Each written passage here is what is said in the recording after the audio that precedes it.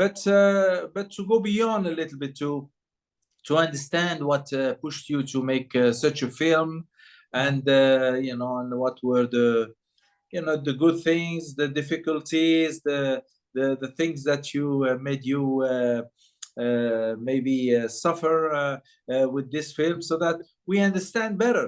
Because as most films, all films we choose because they are touching movies, and for we already have a very good emotional positive experience with these movies. But you know, now we are more curious, and we want more information, so that we can appreciate even more the work that we have seen, and let obviously the audience through these conversations that are taped, let them also have this an idea, broader idea on the project. Okay, meaning, are you going to show this little clip to the audience? Well, the clip goes directly on the website, and we do a lot of publicity to push people to listen to what the directors had to say on their films, so that either they will watch it before watching the film, or after watching the film, or sometimes before and after. We get people who to watch these videos later on, because some movies that come also through our festival will make it big, and they go to other festivals, and they get other prizes, etc., and they become even more famous. People return to the experience, and they want to see more of you know, it's also for the festival a way to document whatever work we are doing, so that if we meet again in 2-3 years with another project, we are capable of comparing, we are capable of understanding the process of evolution of the artist, etc. Yeah, I just wanted to say two things. I'm really honored that we got invited to your festival, and it's sad that we can't make it to come. That's something I really would have loved to do, but I have work obligations, and that's life. And but I think it's a great idea to make a comedy festival, and to do this certain kind of exchange on something which is light and uplifting. And I know I did try to watch some of your trailers, and I had the idea, okay, you have different ideas. Sometimes it's more light, sometimes it touches hard themes, but it's comedy. And I think that's such a nice way to communicate on film. And yeah, and I'm honored because it's just 9 feature films, and you made your choice to include it. And thank you, thanks so much. Well, thank you for being with us and for presenting this work, which is a very nice, touching movie. And this is the second time we have a feature film, a German feature film. Is your film considered German in terms of production? Yes, we produced it in a small town near Munich.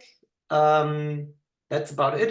I would have loved to give you French subtitles too, but there's one French festival who normally does subtitling, but they didn't come back to me yet. Probably we're going to show there, but they said like, oh my God, it's going to take some time. Therefore, I'm sorry. And I also tried to get in touch with the Goethe Institute, but they didn't respond, because I think that's one of your sponsors, isn't it? Goethe Institute from Rabat is one of your sponsors of the festival. Am I right? Sorry, what did you say? The Goethe Institute. Yeah, exactly. The Goethe Institute is one of our sponsors here in Morocco. They support cinema. They have their own week of the German film every year. which I attend, and they obviously this among other events they support Rabat-Comedy Festival. We're very happy to have them support us. As a matter of fact, it's a symbolic yet very important support to us, because we feel that comedy does not have the proper support throughout the world. And especially there in Morocco. Let's talk just about Morocco. In Morocco, we have two kind of comedy films. We have a very slapstick type of comedy that is geared to large public, but really it doesn't really honor much cinema. It's more of just making gags so that people laugh, and it's very much just to put people in a mood of entertainment. I see. Nothing behind, no theme, serious theme, no effort in cinematography, etc. And there are people who really want to make artistic comedy films with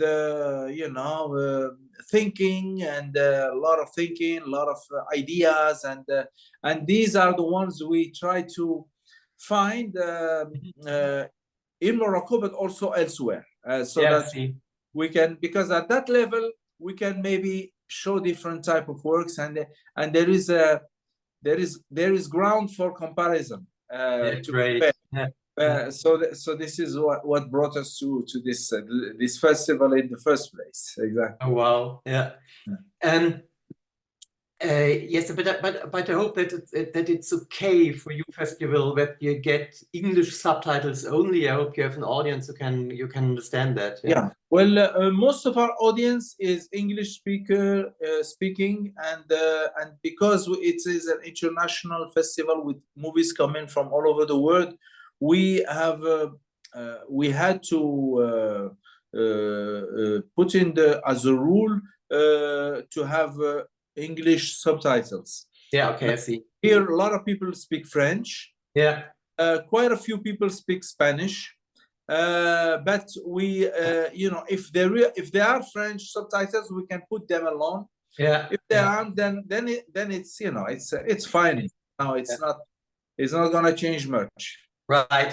That's nice to know. I'm really curious, and hopefully, I mean, it's a small production. Maybe I'm going to make another comedy, and the next time I promise that I'm going to be there.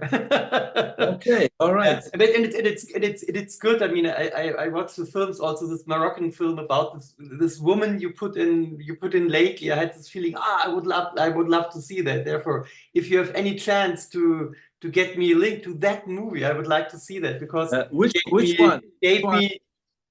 What is it? About this single woman from Morocco.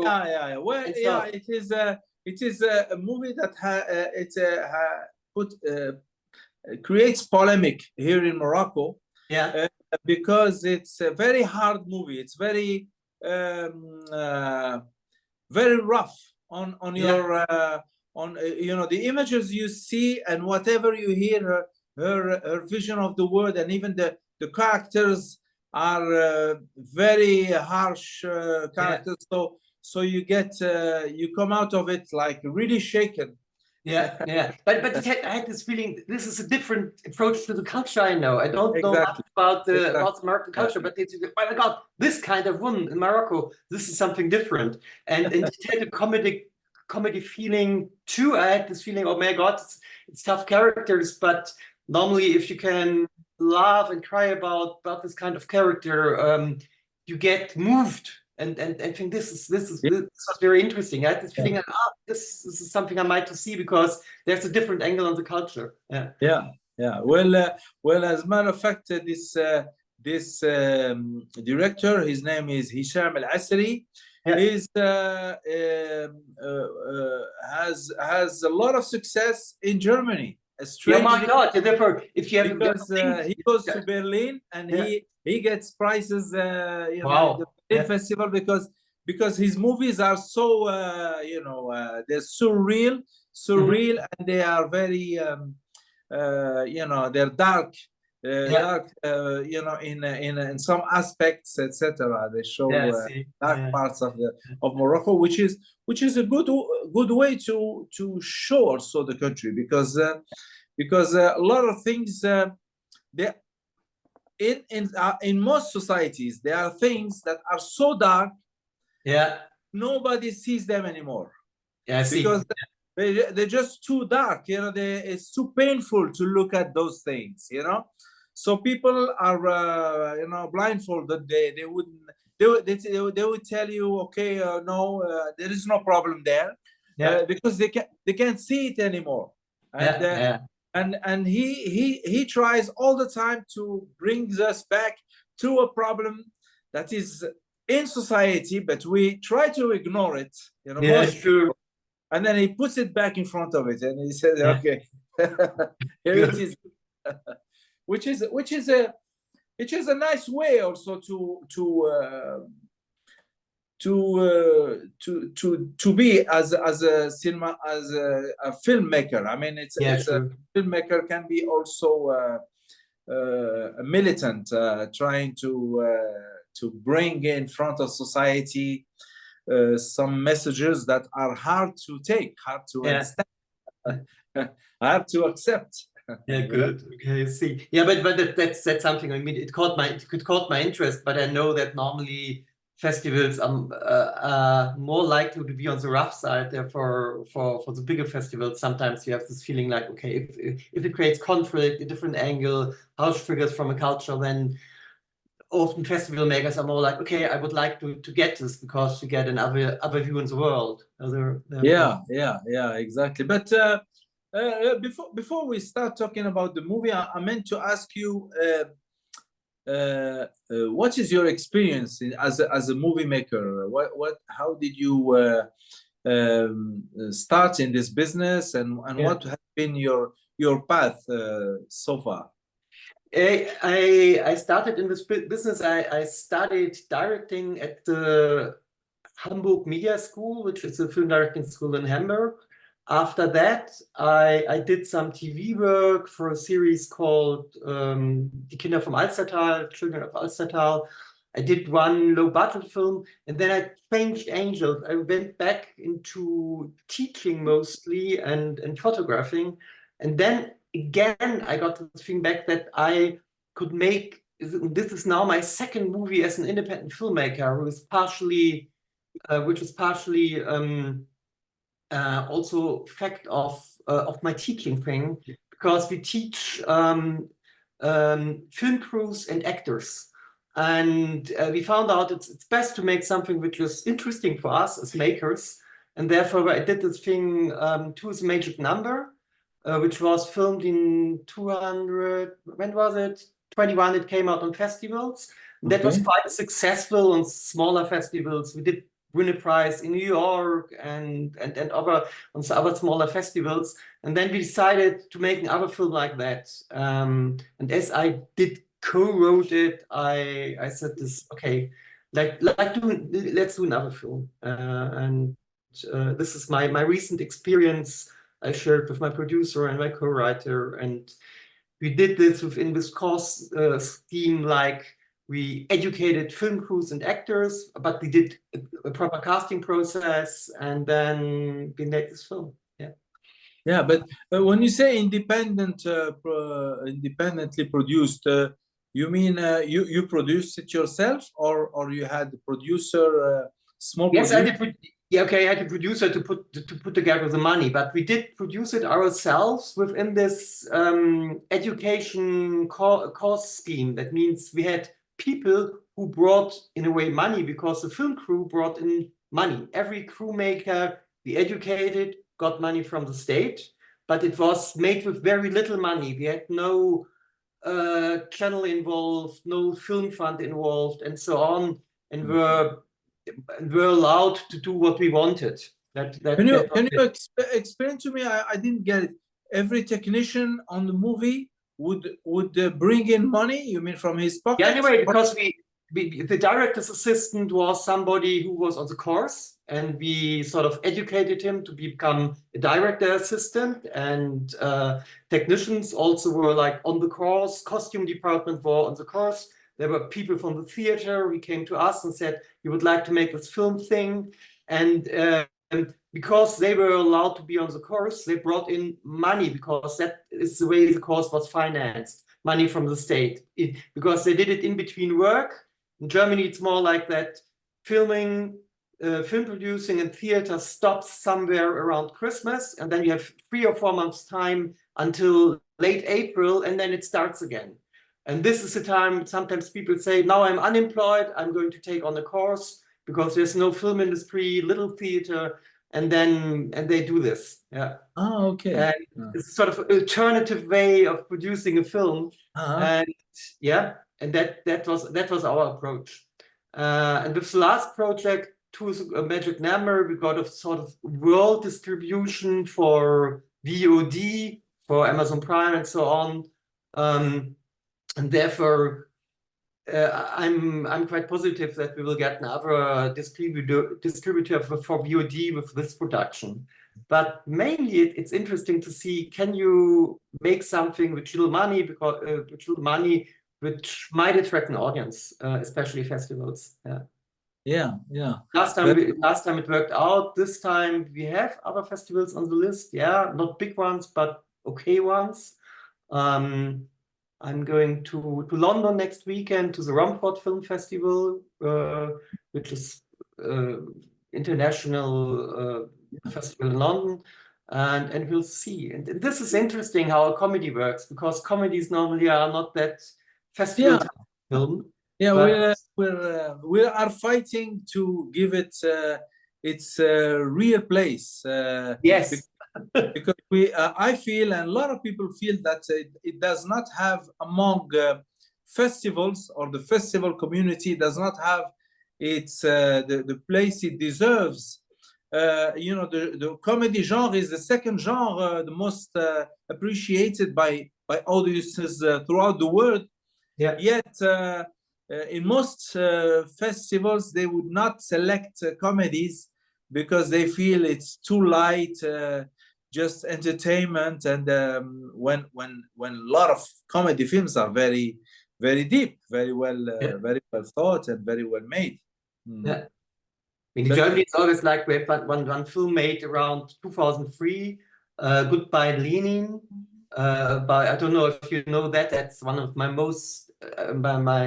most beloved comedies. It's about a guy, after the wall came down, he has to pretend to his mother, who's terminally ill, that the wall is still up, and some friends to play stories like, okay, the wall is still there, and so on. And I think he must keep her alive. And that's so touching with Daniel. Very touching. Yeah, I think I've seen it. Yeah. Playing comedy on. It's another way. It's close as a theme to in English, life is beautiful, la vie est belle in French. Yes. Also, playing this game with his son, so that he does not understand he is in a camp and everything. That was also very, very well done. But so this movie, you usually write your scripts, or this is second? I have this thing we do. I did write that with Elena Jansen. Yeah. And I think she did her A-levels in the time when our protagonist also did his A-levels, and she was 19 when he was 19. Okay. And I think that's the approach, because this movie starts when he is 19 and then loses his best friend, and then he promises him at his grave, I'm going to fall in love once and for real. And then he fails. 20 years long he fails when he when he's in our movie. But this was his approach to start 2001 and play with this thing like, okay, I'm going to do it, and I can't. Yeah. So what is the process, your writing process? Do you write with somebody with the idea that you are going to shoot the film? You are the director, therefore you in your writing you already writing things just like they happen in your head, because you also have the same head as a director, or what is your process in terms of writing process? In terms of writing process, it's like first it's like trying to have an idea which is yeah, which shall work. But I think it's not especially being a director. It's like, can I relate to that? Is it suspenseful? Is it a good story? And I'm a big fan of the sort of flow thing, that you get a team involved with camera and producer and the co-writer, that we have an idea to do something which gets an effect on the audience and which is intelligible. I don't know if it's the director's hat I'm wearing too. Yeah, but it's something like, maybe when you put it in sort of casting of the main actor, I see this casting this main actor, and think, okay, this might be something between Robert Redford and me. There's this main actor, Tilman Eckert, Yeah. who's going to play the lead. But during the writing process, I think I'm quite humble. I see, is the story going to work? Are we on the right path? And it's a thing we do. The two of us are going to do it together when we write. And I always had writing partners on my projects. So when you're involved with in this film, you were both of you writing. Yeah. How do you write together? Do you sit together and write, or one writes and the other corrects, or how do you do it? We do it really together, and either we meet, or we do it in a Zoom meeting like now, and then we just see whatever works. And I think it's quite a good process. I'm used to it. I did it on on my 3 feature films, and it's nice, because normally it's like when you trust each other, it's like you also trust the person who's saying, oh no, I don't think this is going to work, or oh, this is a great idea, what do you think? And then you get something out of it, which is nice. I like the writing process very nice, because at the end it's like, oh, there's this idea, and it's compelling, it's good for the story, and it's good for the characters. And I really think this is sort of natural process when you do it in a dialogue. Yeah, it's really talking about it, and then the dialogue flows, and whoop, and then things pop up like that, and that's about it. And it's also, yeah. Excuse me, you're never in a situation where you would maybe think on different courses for the story to move on?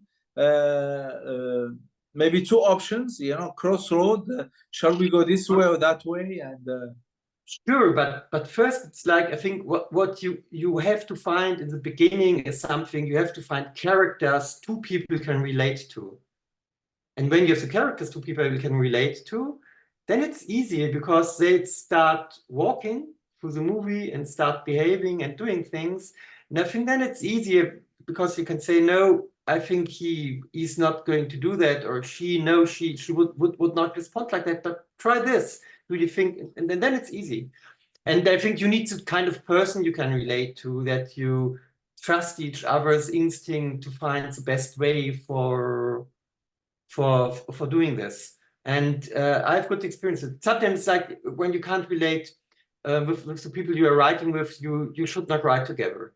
But it's always like sort of, you must have the first idea, and you must trust this first idea together, and then you can argue and do things.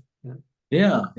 In this film, you chose to handle different point of views throughout the film, and it's you know, I'm not going to spoil the film, but still, I mean, this is a concept which we see from the beginning till the end, this point of view, so that we get to see this life from different angles, and maybe understand every time a little more about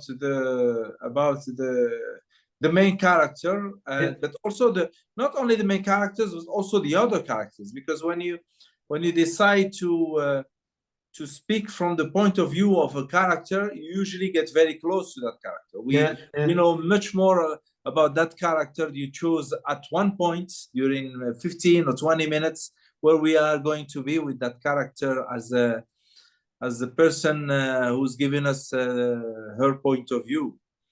Why did you make that choice? Why for you is it was it necessary for this movie to have these choices, or yeah, I think, but from the very beginning we felt like it would be a movie which covers different periods of time of his life, but as it is a movie about love, it's also important you always have a different idea of a love relationship in different periods of your life. That means when you're like 19 in the beginning, you have this thing like, oh my God, there's this girl, I must follow her, although she's crazy. Yeah. When you are at the end of your 20s, you might think like, oh, now I must make decisions. Am I going to be with that one? And oh my God, these might mean marry and kids, or is this other woman? Yeah. Therefore, this concept of love always changes, and then and I don't want to spoil about the end of the film, but in the end, it's still different. But therefore, it's nice to know, because I think you know that too. It's still like in different places of your life, you love differently, and you have other things in your head what might be really, really important in terms of love relationships.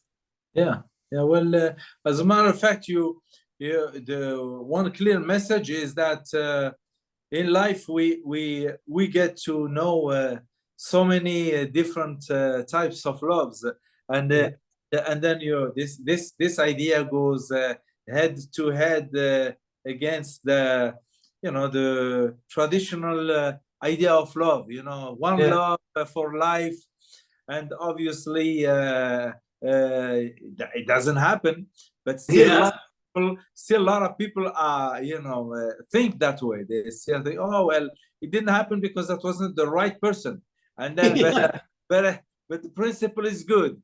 When maybe one has to say at one point, no, the principle is no good. It's going to have maybe 4 or 5 loves in your life, or 6 maybe, I don't know, if you even more, and each experience is good in its own, and it has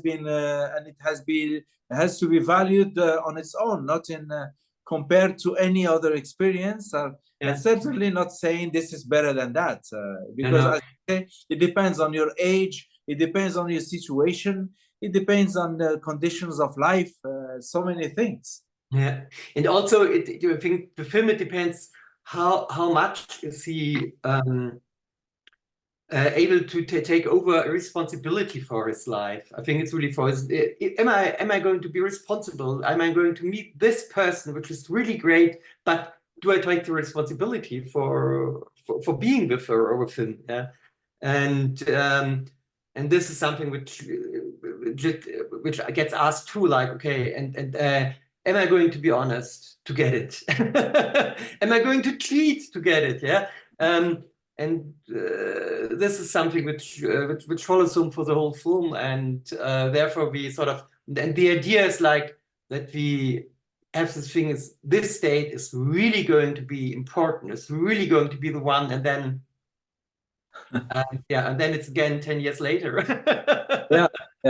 It's there's no absolute given in life. Things change, and and we have to accept that. Yeah, sure. And I mean, it's on the other hand, he is, I think, something somebody you can sympathize with, like, okay, my God, he suffers, and he wants the best, but but he's so conflicted that and so entangled that these things are not that easy. And I had the impression of the people who did see that you always get this, you can compare that to your own life, you can compare that to your own stages of how far are you with your ability to give love and get love and accept it. You also chose to show a point of view of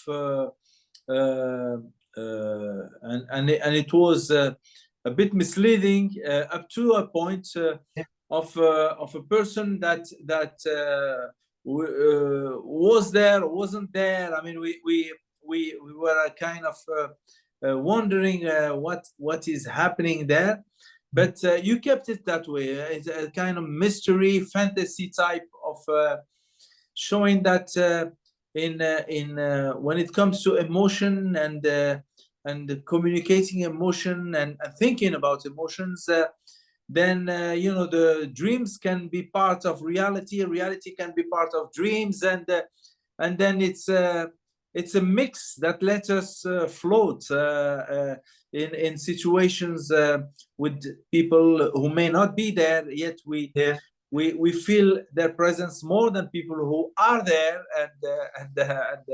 and we don't feel their presence, etc. And that was it was very nicely done and very well done, but and gave also a whole array of feelings about that friendship relationship. Well, friendship from one side, and from the other side love, and it was very interesting how also you decided to tackle at the same time. So you tackled you know, was it still your idea to tackle the 50 ways to love your lovers, or whatever, you know?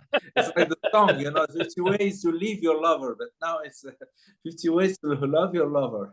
Yeah, sure. No, but in a way, it's yes, you have 50 ways to love your lover, but on the other hand, it's always on the other hand, it's sometimes you're in life and you say maybe, like you should say yes, but he says maybe, and that makes things even more complicated. Yeah, especially if you start into relationships, it's like sometimes you are like in a, let's say, on a wave, and you want this wave not to end forever because you are on this love wave.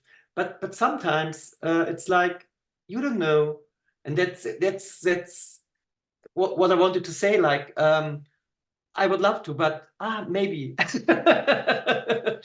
And that's a character who can't say simply yes. Yeah, and I think in life we are different. Sometimes we are really straight. We say yes to kids. We say yes to love, and this kind, it's really like this thing in betweens, which makes us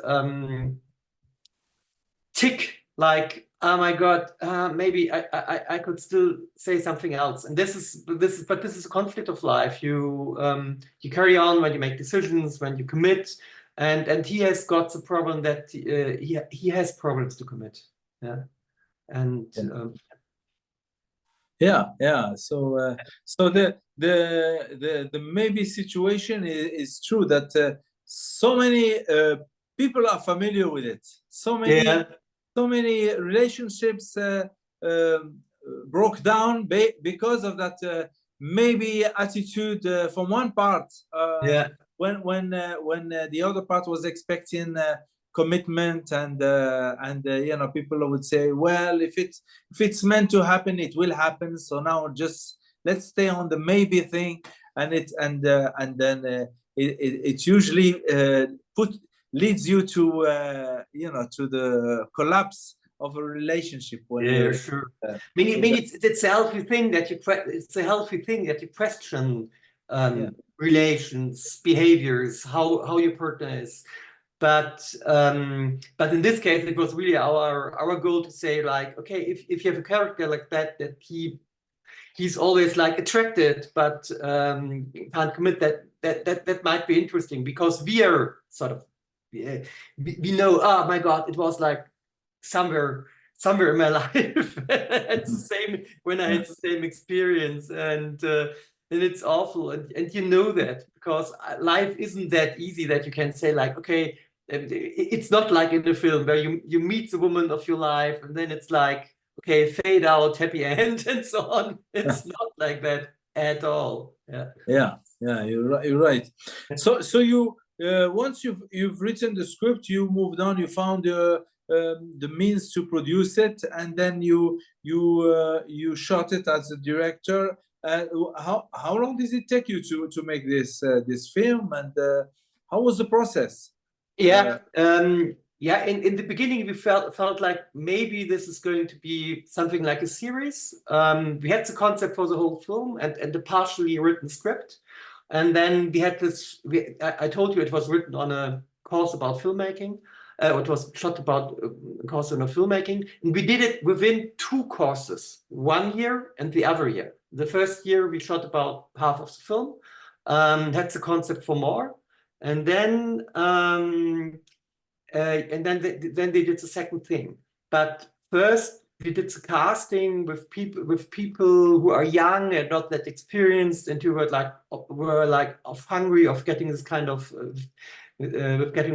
part. But we did shoot it with 2 film teams within 2 spring times. Okay. Okay, I think one shooting was about 3 weeks, and the other was about another 8 days or 10 days, and that was about it. Okay. And there was a bit of editing process in between. And I had a really great editor, Anton Möller, who had the idea of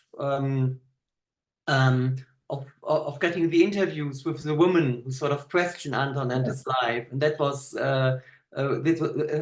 shot later after the first editing, to get a female perspective on that. Because first we were like thinking of, okay, we have this character, let's do something like a voiceover. And after some time, we got this thing like what the editor brought in, like, do something where you get the voices of the women he's with. Yeah.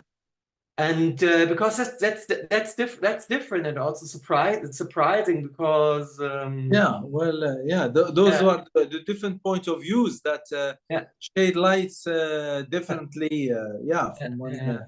And right, and I had this, and that was one thing which was really important for the process. And the other thing was, it was like I did some of the producing in the way, because I'm head of department of our institution. But I had this producer, and we did Basti Schwarz, who also says hello. He was really great, because we shot, I think, 90% of the film in his home village and in his hometown where he went to school, because it was easier, because filming in Munich, where I live, is very, very expensive. And then we went there, and I think the first thing of the film, there's this party in the garden, and that was the garden of, that was the house of his parents. It's the garden of his parents. And we had this sort of team, and we got his best friends. Hopefully he still has got friends, who were the party guests, where we shot this thing within 3 or 4 nights. And his parents, who helped out and gave us thing, and that was good. And we also went to shoot in Landsberg, which is a small town nearby, and they were very helpful. There were not much costs of shooting there. They just gave us permission. They knew about the last film we did, because there was a small festival there. The last film was shown, and they said, okay, there's this bunch of people who want to shoot another film. We know them. And that was quite helpful, because we could use some of the facilities of the town, and that was very nice. And it was very important for the story to use this sort of nice small town, because for the character who can't who can't move on, it's nice to have a hometown which is sort of a place you always want to leave, but because the place is nice, you stay. Yeah. Always, because always like artists, they want to go to big cities like Berlin, like Munich, like New York, and so on. And because he's an artist personality, he says like, I would like to, okay, then I'm going to be art teacher in my hometown.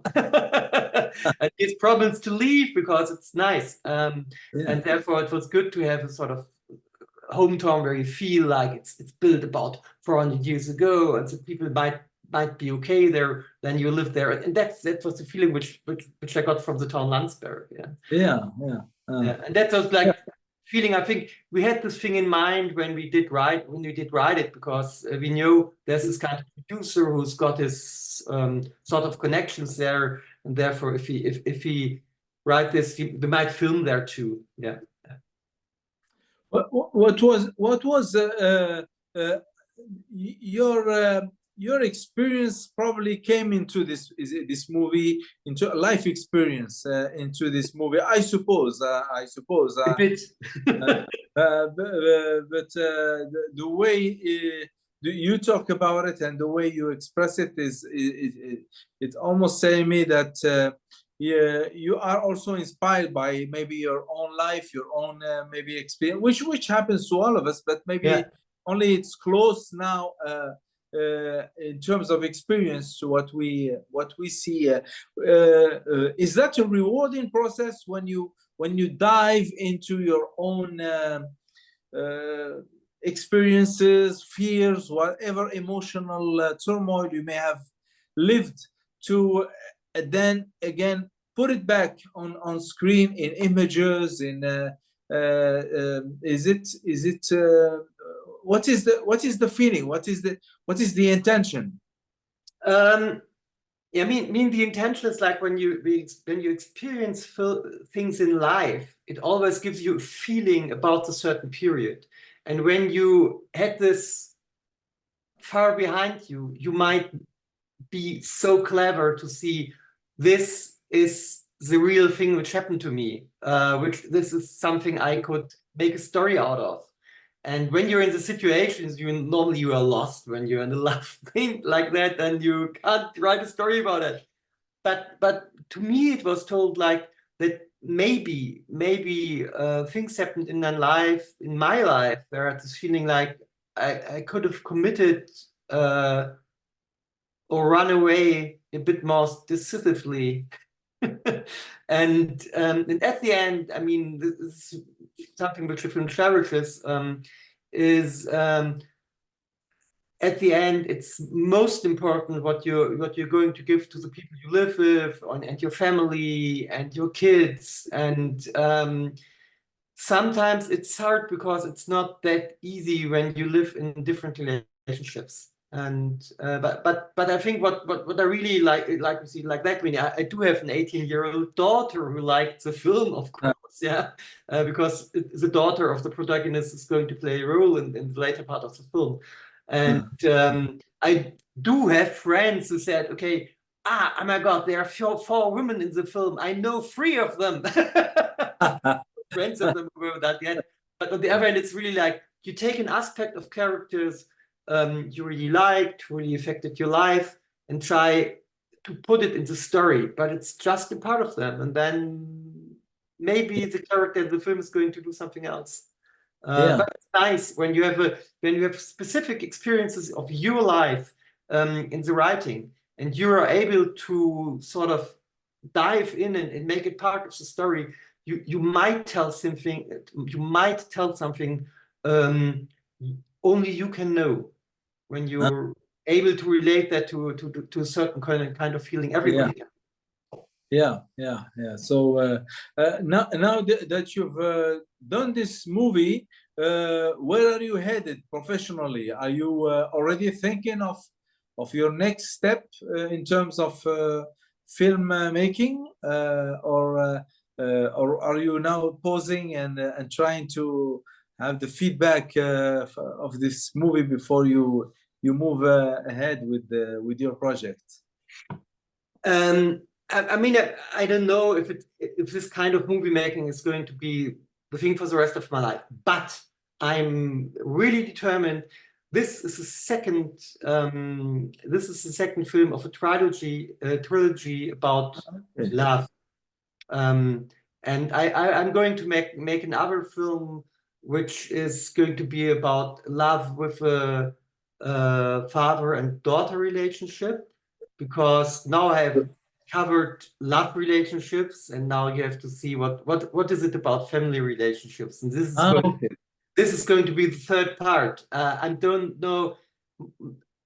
At the moment, it seems more to be like a drama, but maybe it's going to be a dramedy, and then I'm going to be again back, hopefully in 2 or 3 years. Yeah, well, there are a few very good comedies, and also a lot of good dramas about father-daughter relationships. Yeah, as a matter of fact, it's a nice way also to portray love. The family love is something everybody enjoys, and everybody enjoys revisiting the family love through experiences of other people, through movies, etc. Because we always learn something. Yeah, sure. And this is my plan at the moment to carry on like that. But it's nice to have this film shown now, because I think it's a film for the public, and therefore. When you make it as an independent producer, and just like you've done the movie, small means, yet important means, because there's the whatever resources you put on the table are scarce resources. They're not resources that nobody knew what to do with them. I mean, one gives up something to make a movie. And at the end, what do you expect in terms of audience, in terms of life cycle of the movie? Is the commercial aspect important? How do you make sure a project like this can have enough success to help you continue whatever film projects you have, continue and still have the means to do it? Because you need to I mean, it depends, but you don't know. I mean, if you shoot a film for TV, it's going to be shown on TV. If you shoot a movie like that, it's like hopefully it's going to go on festivals. Maybe there's a distributor, and the good thing about it today is, like, latest you can see what is going to happen. You're going to have VOD. You're going to have channels who's going to show them. Either they are very commercial, and in the worst case, it's YouTube. But you should try it. It's really like the sort of festival circle. First, it's like going to festivals, going to see, are there going to be other cinema shows, and then there's this thing going to VOD or sometimes to TV. And I'm quite happy about that. As long as it gets a sort of cultural impact, also showing it in other countries, that there will be other films, because I mean, you were touched by the film, and hopefully your audience is going to be too. And that is interesting, because this is this kind of cultural exchange, and then we see how we move on. And obviously directing is nice, but if it's going to be as a writer in the future, I don't mind. It's like it's most important to tell the stories, and as I'm going to do that to make a good film, and not going to, let's sort of say, I don't write an episode of a soap opera. This is something which interests me and the people I'm doing this film with, because the other ones are also not doing it for the money, but because I say it's a passion project. Hopefully it works out, and it's going to tell its story to the most people we can reach. Yeah, you can reach. Yeah. Well, the movie is very nicely done, and it should have an audience. In Germany, I suppose, but also in many other countries, because the theme is something is universal really today. Yeah. Speaking about different love, different relations, and how to cope with all this, and still keep hope, the hope of being one day happy and satisfied, fully satisfied. Yeah. I wanna. We're almost up, up to the time now where we need to wrap up, because we have another movie meeting coming right after. So I want to thank you very much for sharing with us your thoughts about this wonderful movie that you are showing in our festival, and wish the best luck to your movie, and obviously to you. We appreciate so much the comedy genre, but also the subgenres, like this subgenre that you've proposed, which is not a rom-com, but it's still a nice comedy, well-rounded, about the life of a certain number of characters, very, very well thought of. So hopefully the audience and the jury will appreciate it just as I did, and the people on the selection committee did. And yeah, hopefully next time you'll be able to come to Morocco, and we'll be able to have you with us. Tell us more about your work. Yeah, thank you. Yeah, thank you. Because it's really like I'm touched that this film is telling its story there, and that it appealed to your jury and hopefully to your audience. And I wish you success with your festival, because I think it's great to have festivals with comedies who tells you tell about the human characters we also are related to, and therefore it was really nice meeting you, and hopefully next time I'm going to meet you in person, which would be really, really great. Yeah.